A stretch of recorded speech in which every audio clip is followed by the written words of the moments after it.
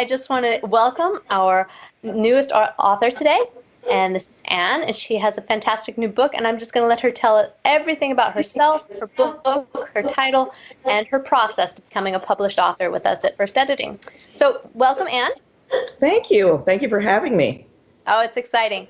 First, I just want to kind of give you the opportunity to describe yourself. Let us know about yourself as a writer, what your interests are, who you communicate with, the problems you've encountered, and maybe how you keep in contact with other authors.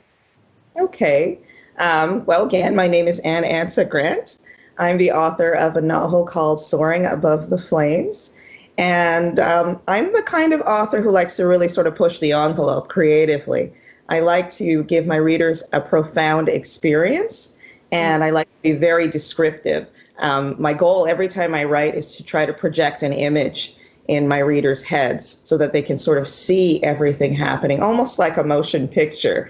And so I love descriptive words. I love to deal with things that are supernatural. My book is very much one of those types of books that crosses realms. So we sort of go beyond the terrestrial sphere into sort of a celestial sphere or a spiritual realm that you don't usually see with the naked eye. And so it's really an experience. It's not just telling a story, it's sort of bringing a story to life and taking the reader on this incredible journey. So that's kind of my goal as a writer. I have sort of an unconventional process. In that I don't really have a process. I don't create a plot in advance. I write and I just sort of let my mind go creatively wherever it's going to go. And so it turns it into an incredible writing experience because I experience it almost the way the reader does. It's happening as I go along, as opposed to me knowing what the end is going to be. Right. Yeah. Right. That's quite amazing. Yeah. And did you haven't encountered any problems as a writer, or anything going on with that? Yes, because I do sort of deal with things that have a biblical premise. People tend to think that it's only for people who are quote unquote religious or of the Christian religion. And it isn't that. I deal with issues that everyone goes through.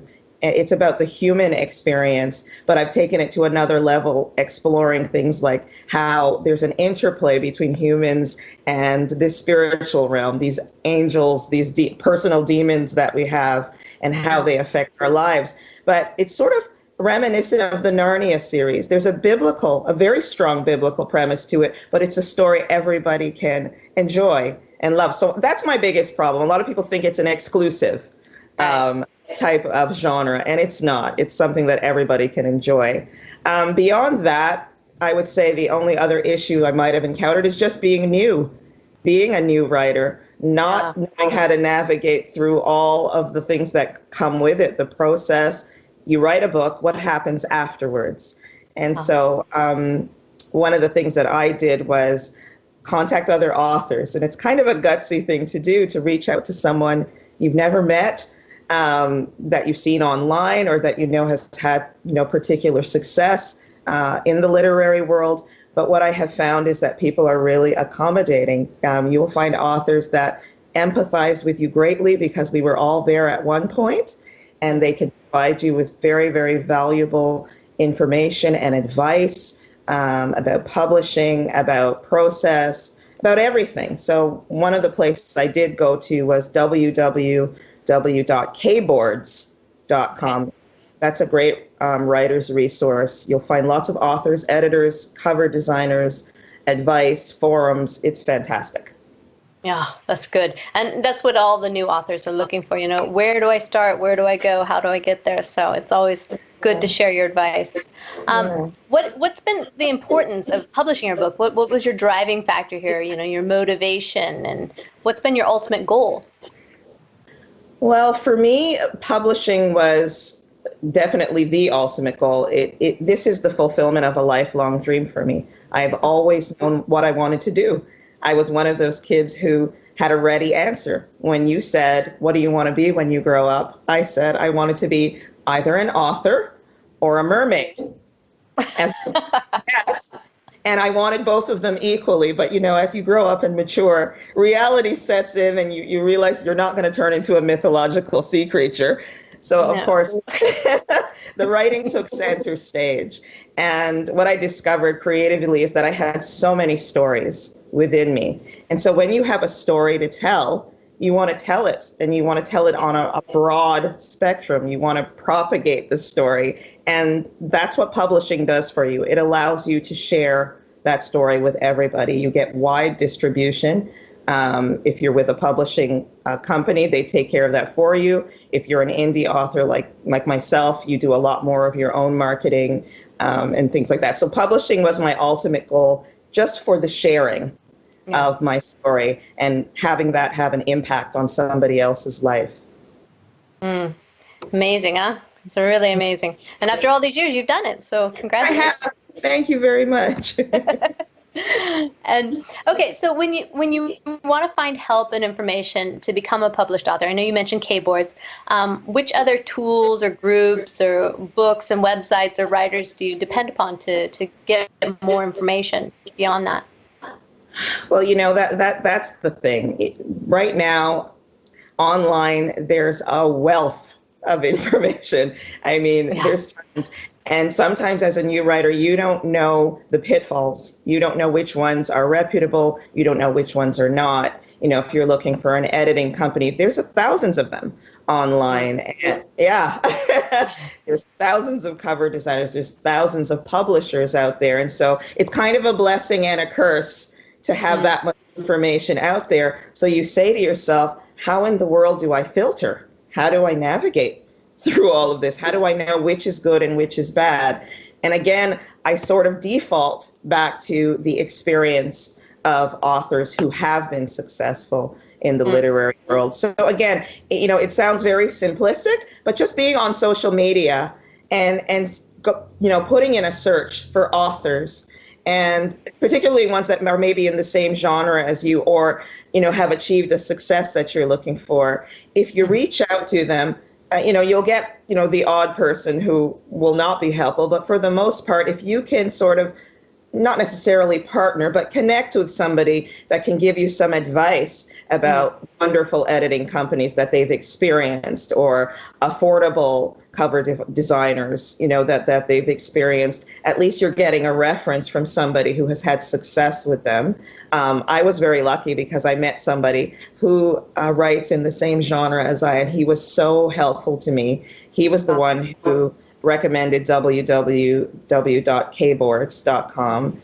And honestly, that was one of the main resources that I used to try to filter out information and find the best publishing companies. I was blessed because I found firstediting.com, and you all did a tremendous job for me. I was so happy with the end result. And, it was publishing ready once I was done. It was just ready to be published. And so there was very little else that I had to do in terms of publishing after that. I wanted to mention another website, createspace.com, is really great for after you've written the book and you want to publish. You can do it sort of on your own, or they have really great customer service representatives who can format your book for you and help you with marketing and distribution afterwards. Wow. So that www.createspace.com. Well, that's good. That's great. I mean, there's so many things out there, and it's just incredible to dig through it all. That's why we're doing this. We're trying to just provide to our authors answers. Yes, we can tell you, but it's better to hear the most recent and up to date. So, and why did you choose professional editing services? I know a lot of people do self-editing, or there are some applications online. What was your choice, and how did it fit personally into your publishing success? Well, writing a book is a huge undertaking. As you know, it takes a lot of time and creative energy. And for any writer who's passionate about writing, that finished manuscript is their baby. It's what they've conceived and written, spent hours, years even, for certain authors. You want it to be perfected. I personally did not want to leave anything to chance.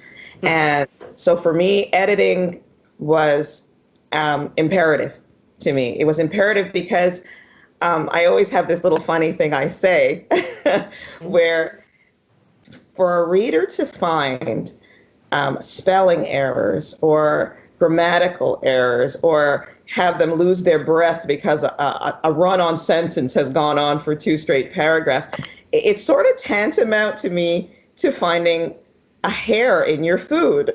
Like, honestly, if you prepare this beautiful meal and you serve it to somebody and it smells good and it looks beautiful, but there's a hair in it, it's still delicious food, but it's sort of tainted. And I know it sounds silly or like exaggeration, but I feel that way about having this wonderful story and then suddenly there being this blot on it. So when you're writing a book, it can go on for anywhere from 150 to 400 to 600 pages. The likelihood of you having made an error, unless you're really quite extraordinary, is high. And so having professional editing, somebody who has experience writing, experience with the English language, the education to back it up, that sort of eagle eye to be able to zoom in on those mistakes that you just wouldn't see because your brain sort of corrects it since you know what you want to say. It was just so important to me. And so I did invest in that. And I recommend highly that any author who has a book that they're proud of and they want to put out there in publish ready form to have it edited for sure. Yeah, absolutely. No matter who it is, just get it done. Don't get it done. Make sure you can trust them, but boy, it never, ever does any harm to have an extra person look through it. That's for sure. What were your biggest roadblocks when you were writing and becoming this published author? You've got more than one book, so you've been down this road a little bit longer than some. Tell us, what were your biggest roadblocks out there? What held you back? I think the biggest roadblock is probably something a lot of people experience. And I am what they call an every woman. And I don't want to make this exclusive to gender because men, are sometimes in the same situation where they have demanding careers, they have children that they have to look after, domestic duties, all of those things that you can't punch out of at the end of the day. Preach. Don't look outside of the screen, okay? Stay here. No, I'm saying that in general, if you knew what was going on outside of the screen in my world, that would be where we are. That. Yeah, I hear that. Sorry. So you understand, it's finding that time, the time that you need to put into the quiet time that allows you to focus your creative energy in a way that will help you craft something really wonderful. It's that little knock on the door, when you're trying to write. It's all of those interruptions and distractions that go on in your life. And it's so many spinning plates. But the way I see it is this is for any goal, and especially writing, but any goal that's time consuming or that takes up a lot of energy. You just have to kind of approach it with a no excuses attitude. If this is something that you really want to do, you'll find the balance somehow. For me, that meant sometimes my writer's retreat was my closet. Sometimes it was the bathroom. I'm not kidding, just because that was the only quiet place in the house for me to work. And so it really is a matter of if you're truly passionate about it, just do it. Find that time. There were times when everyone was in bed and everyone was asleep and I was still out here because that was my quiet time. And it is only for a season. And then when you're holding that book in your hand, that published book, that first copy, you're going to realize that it's all worth it. Yeah, it's perfect. Yeah. It's wonderful. Yeah. It's wonderful. So tell us about the steps that it took to get you there. Well, I would say step one would be actually writing the book. That is the biggest part of it. That is the undertaking. Like I said, finding that time, finding that balance to be able to sit and write that book. Focus on no other aspect of it before that. Once you have that finished product, I would say step two would be professional editing. Honestly, go online, get referrals. Reach out to other authors who have great editors that are at an affordable price that do a wonderful job. Determine what kind of editing you want. If you're a first-time writer, you might want something a little bit more comprehensive than just proofreading. You might want copy editing or even something beyond that. Your editing company will help you determine that. First Editing was the company I used, and they have all sorts of options and levels of editing that you can determine based on your skill set, or just based on your comfort level as a new author or an author who's a little bit more experienced. So yes, professional editing would be two. If you're intending to go the publishing route with an actual publishing company, you might want to consider an agent, because it's really difficult to get your manuscript in the door of a lot of the big publishing giants out there. And so you might consider getting a book agent. If you want to send your manuscript out to publishing companies on your own, you can research the types of publishing companies that you want to send your manuscript to, and be very, very clear on finding out what their criteria is for submission. Because on their end, if they receive a manuscript that's not formatted the way it wants, or they receive a manuscript instead of a query letter, they will happily toss it in the bin, because they've got a stack all the way up to the ceiling of manuscripts. So be careful about that. I'm an indie author, which means I am self-published. I publish under my own publishing company. And so for me, that meant finding a company that would be able to print my books for me. Amazon has a company that they work in tandem with called CreateSpace. I mentioned it before. It's www.createspace.com, and they will help you format your manuscript. You can upload your cover design onto it, and essentially it's print on demand. So anytime someone orders your book, they will basically create it. They will take care of the shipping and all the administration, for a percentage, of course, of your royalties. Very, very good. I recommend it highly. Createspace.com. After and this I would say would be my maybe last point. Once you have your book set up, on CreateSpace, or a publisher is taking care of it for you, marketing is everything. It's everything. Nobody will know who you are unless you market your product, and that goes for any type of business. It's sort of like, this spectacular tree falling in the forest. Nobody sees it, and nobody will see you if you don't get your book out there. There's probably 80 million authors out there. On Amazon alone, I understand there's 8 million different books out there. So marketing is really important. If you have a publishing company, it's a great thing, because they will take care of that aspect of it for you. Still, I'm an indie author, so I do most of my marketing myself.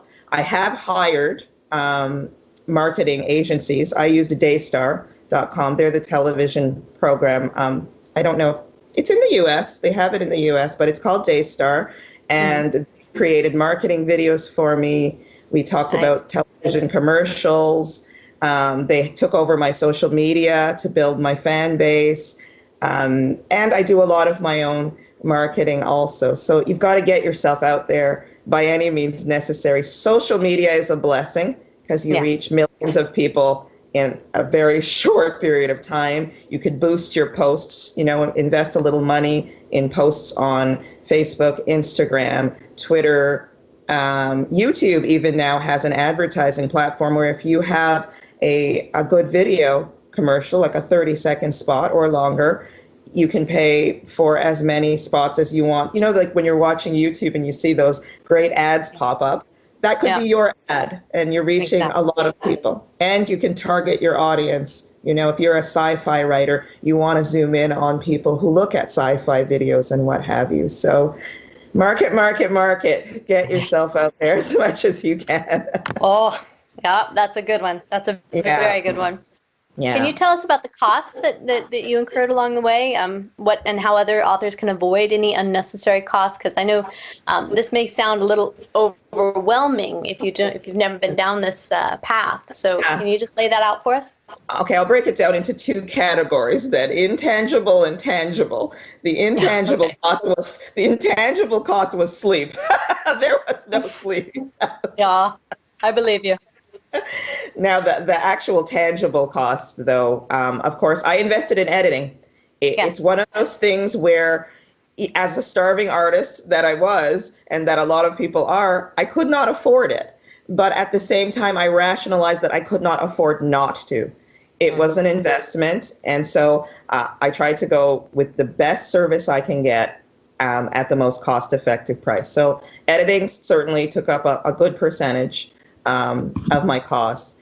Second for me was, of course, cover design. You do judge a book by its cover. You do. And so cover design is really, really important.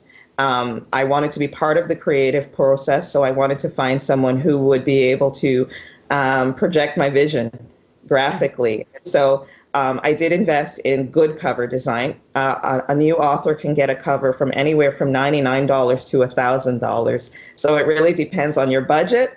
I would say try to find something that works within your budget, but make sure that you're really happy with that cover and it does reflect your design, and it will be appealing to a reader who sees it on a shelf amongst 150 other titles, in Indigo Store or Barnes and Noble. So yes, there was that. I would say those were my two major costs. Oh, marketing. That also, I would say that was the biggest chunk of the pie in terms of cost, because I did decide to get some professional advice and some professional assistance with videos and what have you. And I think definitely invest in that unless you are with a publisher who is prepared to foot the bill for that. Yeah. So I've seen your videos. They're great. Oh, thank you very much. That was Daystar, Daystar TV. Oh, it was very nicely done. Very nicely done. Thank you. How did you manage your time? There's a lot of time wasters out there nowadays. You mentioned social media. There's a lot of time wasters. And so what do you recommend to save time, and how did you manage your time? You mentioned social media, and yes, it's a time gobbler. It's like the little Pac-Man guy that's sort of eating up your time. Yeah. You mean to go in just to, see what's going on your news feed, or just to check your email. And, you might have 150, and you could end up meaning to just take a 10-minute break and be sitting there 2 hours later still watching, humorous videos that people have posted online and what have you. So I would say, honestly, unplug. Yeah. Honestly, turn those prompts off. Log out of your IG account. Put your phone, if you could afford to, and you don't have, say, children out there that, need to be available for, turn the phone off. Turn the prompts off the computer so they don't ping while you're writing, because that's a huge time waster. Also, I would say, as far as managing your time, I decided to commit to a specific number of hours that I would write per day. For me, that was only 2 hours because of all the other responsibilities. And I didn't hold myself strictly to a specific time of day because of the schedule that I have. Some people are fortunate and they can write full time, and they can spend several hours a day. I didn't have that. And if you're a writer who doesn't necessarily have that, say to yourself, I'm going to put in this many hours per day or this many hours per week, and be flexible about when you do it, but always try to put in the time, is what I would say. So that was sort of my process, 2 hours a day. And if I was exhausted, I wouldn't beat myself up about it. I would leave that day, or, and do a little bit more the next day. So I would say just commitment of a specific amount of time daily, or, by, every other day, whatever works for you, but try to put in the time. Yeah. I think that's great. 2 hours. Yeah. It's amazing what can be accomplished in 2 hours. Really. I think we underestimate that in today's world, but that's quite admirable. 2 hours. Good for you. That's really great. What frustrations did you encounter? What do you wish you'd done differently, or just simply avoided, that you can tell others about? Okay. I would say one of the major frustrations is pretty much something that every writer dreads. I got a bit of that writer's block. I thought that was a myth. I didn't think it actually happened. I thought it was just some people sort of copping out because they run out of ideas. But no, I legitimately would sit in front of the computer and, nothing was happening. Extremely frustrating, especially when you're sort of at a climax portion of your books. But sometimes what I found is that sometimes that's your brain telling you need a little break. You need to maybe step back from that plot for a little while, allow your brain and your creative energy to regenerate itself. And that's what I would do. As frustrating as it was, I would leave it, give myself a couple of days to recharge And you'll find that when you come back to it, you come back with a fresh set of eyes, and you're able to sort of get the juices flowing again. It's one of those things that you just have to do. You have to give time to it. If your body needs a rest, if your mind needs a rest, give it that rest. A few days is not going to, ruin your entire writing process. I guess the other thing is just putting pressure on yourself. You want to be successful. And sometimes when you put a lot of pressure on yourself, you sort of create a situation where it sort of stifles your imagination, your creativity. You're not having fun anymore writing the book. It becomes this situation where you're so sort of caught up in the, am I going to be able to do this? Am I going to be able to finish? Is anyone even going to like my writing? If you get caught up in that and you stop enjoying the process, it's hard to craft something wonderful. And so I would say, don't put pressure on yourself. Enjoy the process. Enjoy writing your story, and just getting to that point where you could say the end. Know that you've done it, and be proud of yourself and the product that you're going to put out there. So those would be the two things. Wow. Yeah. That's great advice. How did you feel? I mean, this has been a long journey for you. You started at the beginning and the end. Can you kind of explain how the feelings were at the beginning and where you came at the end of your journey? What were your emotions through all this, and what fears you had to overcome to achieve your success? And then this kind of a lot of questions. It's okay. I would say what I felt predominantly was anxious. Honestly. I was anxious at first. It's fear of failure. Like I said, this was it's a lifelong dream. And if you're doing something, you're moving towards the achievement of a lifelong dream, you just don't want to fail. And so there was such an anxiety around that possibility of failure and what that would mean for my dream. It was my dream going to be deferred because I couldn't actually do what I thought I was going to do. And so just the doubts that creep in. I think, though, that how I overcame that was I tried to visualize my success. If you can see yourself at the end with that book, and if you have faith, you've got to have faith in the gift that you have. If you're a gifted writer, it has probably followed you your whole life. When you were in school, creatively, you were being commended. You got those great marks. You loved the process of writing. You spent more time writing than other people, and you probably spent a lot of time reading. If you've got that gift within you, you have to have a little faith, and you just kind of have to lean back and crack your knuckles and get that laptop out and start. Just get to that point of starting. Once I started, and I started to realize that the story was taking shape, and I was starting to enjoy the plot I was coming up with and the language I was using, all of that anxiety sort of disappeared, and I kind of got lost in my own story the way I hoped that the reader would. It's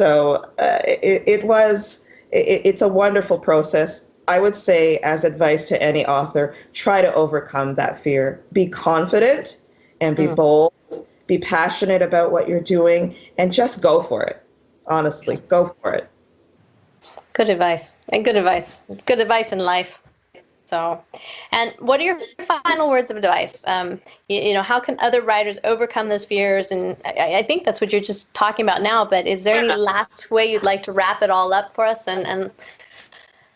I would say the last thing that I would say to every writer is that you really have to sort of ignore the internal and the external naysayers. There'll always be those people that say, you can't do this. You've got responsibilities. You've got a job. You've got children. And what's worse is that you start to internalize that dialogue and say, I've got a job. I've got children. I've got all of these wonderful, legitimate excuses why I can't, embark on this major undertaking. Ignore the voice in your head. Ignore the voice of, your friends or whomever it might be that's, wants to derail your dream. Just go for it. That's all I would say lastly. Just go for it. It's so worth it in the end. And there's this wonderful quote that Maya Angelou has, and I don't know it. I should know it verbatim, and I don't, so I'm paraphrasing. But she basically her advice to writers was that creativity is something that does not run out. I mean, it's one of those things where the more it's supply and demand. The more you use, the more you will have. And once you finish that book, you're just going to be prepared to do another and another. So it's a feeling that it's worthwhile embarking on this journey, because when you get there, it's an incredible feeling. Oh, fantastic. Well, I think everyone appreciates hearing this. I know it's been a long journey for you, and we appreciate you sharing with all of our outgoing and incoming authors so that they can also achieve that success, be it with self-publishing or with an agent, whatever it may be. It's a long journey, but definitely worth it, and you're definitely proof of that. So we love to share this with all of our people out there. Thank you for coming today. Thank you so much, Joelle, and I appreciate it. Have a great one. You too.